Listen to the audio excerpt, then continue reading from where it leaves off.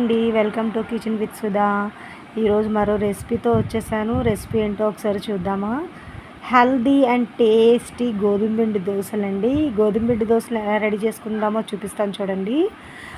ఒక బౌల్ తీసుకొని 2 కప్పులు గోధుమ పిండిని యాడ్ చేసుకోవాలి. 2 కప్పులు గోధుమ పిండికి 1 కప్పు బియ్యం పిండిని యాడ్ చేసుకుంటే దోశలు క్రిస్పీగా అండ్ సాఫ్ట్గా కూడా ఉంటాయండి. ఇప్పుడు నేను యాడ్ చేసుకున్న తర్వాత వాటర్ని యాడ్ చేసుకోవాలి. వాటర్ అనేది దోశ కన్సిస్టెన్సీ ప్రకారం చూసుకొని వాటర్ యాడ్ చేసుకోండి.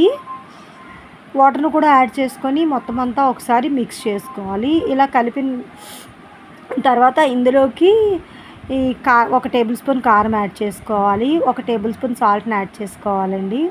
ఉప్పు కారం అనేది మీ టేస్ట్కి తగ్గట్టు చూసి వేసుకోండి. జీలకర్రను కూడా యాడ్ చేసుకోవాలండి. మొత్తం అంతా ఒకసారి కలుపుకోవాలి. చూడండి, దోశ బ్యాటర్ ఇలా ఉండాలి దోశలు వేసుకోవడానికి.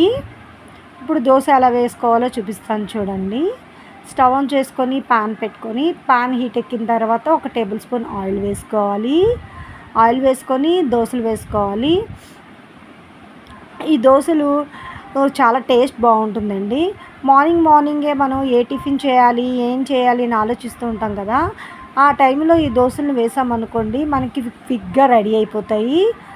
టేస్ట్ కూడా చాలా బాగుంటుంది. హెల్తీ అండ్ టేస్టీ రెసిపీ కదండి, ట్రై చేయండి అందరూ. దోశ వేసుకున్న తర్వాత దోశ మీదకి ఆనియన్స్ కూడా వేసుకోండి. ఆనియన్స్ కూడా వేసుకొని ఒక 2 మినిట్స్ అలా కాలనిస్తే దోశలు రెడీ అయిపోతాయి. చూసారా ఎంత క్రిస్పీగా కాలిందో దోశ. చాలా బాగుంటుందండి, ట్రై చేయండి అందరూ. మీ గురించి ఇంకొక దోశ వేసి చూపిస్తాను చూడండి.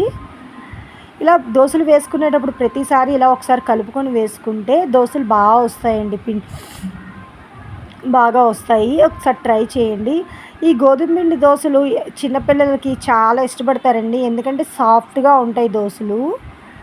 హెల్దీ కూడా. ఒకసారి ట్రై చేయండి. మీలో ట్రై చేసి ఎంతమందికి నచ్చాయో కామెంట్ చేయండి. చూడండి, వేడి వేడి దోశలు రెడీ అయిపోయాయి అండ్ సాఫ్ట్గా కూడా ఉన్నాయి. దోశల్ని మనం టమాటా చట్నీతో కానీ పల్లి చట్నీతో కానీ తింటే చాలా బాగుంటుందండి. వీడియో నచ్చినట్లయితే లైక్ చేయండి, సబ్స్క్రైబ్ చేసుకోండి. బాయ్.